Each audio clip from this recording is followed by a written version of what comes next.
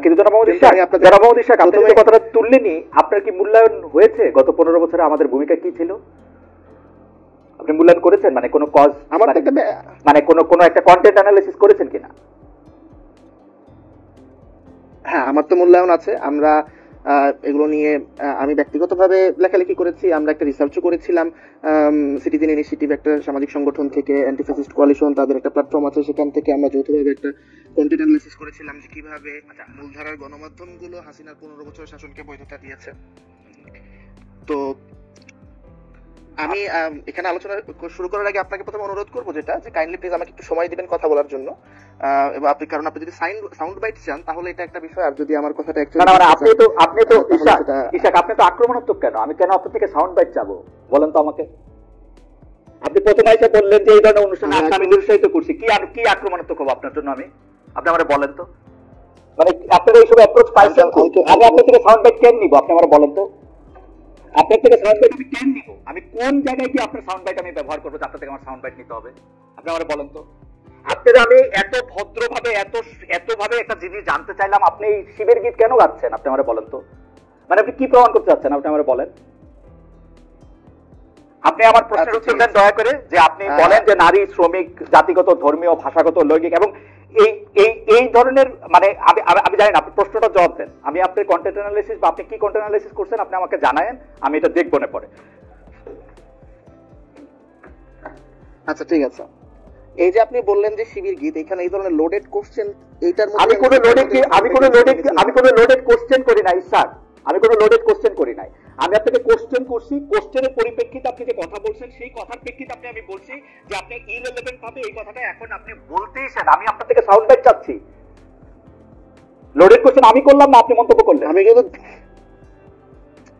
আমি কিন্তু যদি শব্দটা ব্যবহার করেছি, এবং যারা আমি বলি ইশাক, যদি শব্দটা আপনি ব্যবহার করবেন যখন আপনি এটার মধ্যে আসবেন, পড়বেন, অভিজ্ঞতা হবে, তারপর আপনি বলবেন। আপনি আগে থেকে কেন বলবেন? আগে থেকে বলছেন ভাই আপনি রাজনৈতিক বিশ্লেষক মানুষ, আপনার একটা মত থাকতেই পারে, আমরা 2 পয়সা সাংবাদিক, আপনি বলেন আপনার যেটা বলতে ইচ্ছা করে আপনি বলেন। আপনি কিন্তু নিজে বলেছেন, এগেইন মানুষ জাজ করবে এখানে কি আক্রমণাত্মক না, ঠিক আছে, প্রজেকশন করছে নিজে। আপনি বলেন মানুষ জাজ করবে, সেটা আমি জানি, আপনি বলেন মানুষ যে জাজ করবে এটা আমি জানি, আপনি বলেন যে মানুষের জাজমেন্টের জায়গা থেকে আপনি বলেন।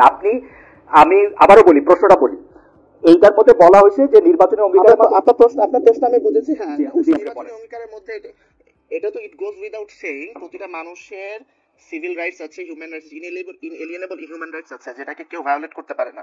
তো সেইটা জায়গা থেকে কোনো দল যদি সেই রাইটস এর ব্যাপারে আপনার একমত না হয়, তাহলে সে তো ডেমোক্রেটিক প্রসেসে পার্টিসিপেট করতে পারবে না। ডেমোক্রেটিক প্রসেসে পার্টিসিপেশনের তো ন্যূনতম শর্ত আছে, না হলে আজকে তো হচ্ছে একটা ফ্যাসিস্ট দল বা একটা সন্ত্রাসী সংগঠন, তারা এখানে বলবে যে আমরা গণতন্ত্র চাই, এবং কোনোভাবে তারা হিটলারের মতন তারা একটা মেজরিটি নিয়ে পার্লামেন্টে ঢুকে যাবে। তো এটা নিয়ে এটা একটা নো ব্রেইনার এবং নন স্টার্টার কোশ্চেন অ্যাকচুয়ালি। কোশ্চেনটা নন স্টার্টার মাইনে নিলাম। আমি এরকম বহু শুনছি, বহু মানুষের কাছে যে কোশ্চেন হয় নাই, স্টুপিড হয়েছে, নন স্টার্টার হয়েছে, সেটা ঠিক আছে, কিন্তু আমি আপনার কাছ থেকে জানতে চাইতেছি যে ধরেন এই যে নারীদের যে নির্বাচনী অঙ্গীকারের মাধ্যমে নারীদের রাজনৈতিক, অর্থনৈতিক ও ব্যক্তিগত মুক্তির বিষয়ে অবস্থান পরিষ্কার করতে হবে। আমি জানতে চাইতেছিলাম যে আপনার অবস্থানটাকে, আপনি কি হইলে আপনি বুঝবেন যে একটা নারীর রাজনৈতিক, অর্থনৈতিক ও ব্যক্তিগত মুক্তির ব্যাপারে তাদের অধিকারটা নিশ্চিত করা হয়েছে। সংখ্যালঘুদের ক্ষেত্রে বা এটা কি, শ্রমিকের ক্ষেত্রে এটা কি, জাতিগত যারা কম, ভাষাগত যারা কম সংখ্যায় আছে তাদের অধিকারের ক্ষেত্রে এটা কি? আপনার তাদের যে সিভিল রাইটস আছে, মৌলিক অধিকার আছে, সেটা সংরক্ষিত হতে হবে। তাদের যে অপরচুনিটিস গুলো আছে, এই এবং যে অপরচুনিটিস গুলো, ইকোনমিক অপরচুনিটিস, পলিটিক্যাল অপরচুনিটিস এবং অন্যান্য যে সামাজিক সংগঠন এবং সামাজিক যে অধিকারগুলো আছে, সেইগুলো অপরচুনিটিস অ্যাভেল করার অ্যাক্সেস আছে কিনা এবং তারা সেটা করতে পারছে কিনা। সিম্পল, মানে এটা আমার কাছে মনে হচ্ছে এটা হচ্ছে এক কথায় জবাব দাও এই টাইপের একটা প্রশ্ন। এটা তো খুবই স্বাভাবিক, এটা এখানে এত বিশ্লেষণের আমি কোনো জায়গা দেখছি না। আপনার কাছে কি মনে হচ্ছে যে বর্তমানে এই দাবি করার কোনো দরকার আছে, নাকি এগুলি আসলে আমাদের দেশে, আমাদের সমাজে এটা এই অধিকারগুলি সংরক্ষণ করাই আছে, সব মানুষের সমান অধিকার পাচ্ছে? আপনার কাছে কি মনে হয়?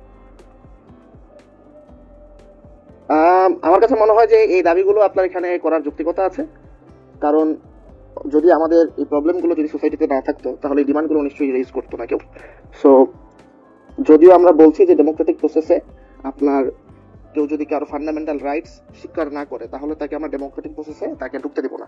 কিন্তু এরপরও আমরা দেখছি ডেমোক্রেটিক প্রসেসে অনেক পার্টি, অনেক ইন্ডিভিজুয়াল তারা পার্টিসিপেট করছে এবং অনেক সময় তারা পপুলিস্ট কারণে বা অন্যান্য কারণে তারা জনপ্রিয় হয়ে যাচ্ছে, যারা অ্যাকচুয়ালি এই ফান্ডামেন্টাল রাইটসগুলোর সাথে এগ্রি করছে না। সো সেক্ষেত্রে তারা যদি দাবিটা করে মোস্ট ওয়েলকাম।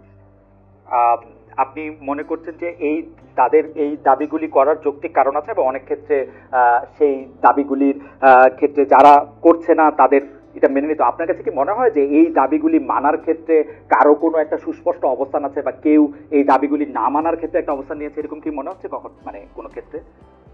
মানে আমি যদি বলতে চাই যে এই যে গুজব ও ধর্মীয় উস্কানির বিরুদ্ধে যে একটা কথা বলা হচ্ছে, এই গুজব বা এই ধর্মীয় উস্কানির বিরুদ্ধে কি কোনো একটা পক্ষ প্রতিপক্ষ আছে যে এরা গুজব ছড়াচ্ছে বা এরা এই ধর্মীয় উস্কানি দিচ্ছে, এরকম কি কখনো আপনার মনে হচ্ছে? আচ্ছা, আপনি প্রথমে প্রশ্নটা শুরু করেছিলেন যে হচ্ছে নারীর সিভিল রাইটস এর জায়গা থেকে, পলিটিক্যাল রাইটস এবং অন্যান্য বেসিক রাইটস থেকে। তো এখানে আমরা আসলাম হচ্ছে গুজব এবং ধর্মীয় উস্কানি আর একটা ইয়ে থেকে। তো এখন ধর্মীয় উস্কানিকে তারা কিভাবে ডিফাইন করছে, আই থিঙ্ক ওখানে একটা কন্টেস্টেশন হবে, ওখানে একটা ইন্টারপ্রিটেটিভ একটা প্রবলেমের মধ্যে আমরা পড়বো। এখানে নানান পক্ষ নানান ভাবে বিষয়টাকে দেখার চেষ্টা করবে। কেউ বলবে এটা তার ধর্মের পার্ট অ্যান্ড পার্সেল, আবার কেউ বলবে যে এটা হচ্ছে ধর্মের ইনস্ট্রুমেন্টালাইজেশন বা হচ্ছে ধর্মীয় উস্কানি।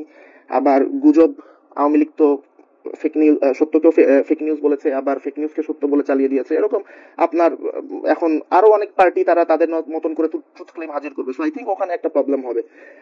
বাট ইন প্রিন্সিপাল মানে আপনি প্রথম প্রশ্নটা যেখানে ছিল, আমার মনে হয় না সেখানে আমাদের সিভিল সোসাইটির জায়গা থেকে বা একজন সেন হিউম্যান বিং এর জায়গা থেকে ওইটাতে দ্বিমত করার সুযোগ আছে। বাট পরে যখন ইন্টারপ্রিটেশনের প্রশ্ন আসবে যেটা পার্টিকুলার কেসে, তখন সেখানে অনেক মত দ্বিমত হবে এবং ওটাই পলিটিক্সের এরেনা।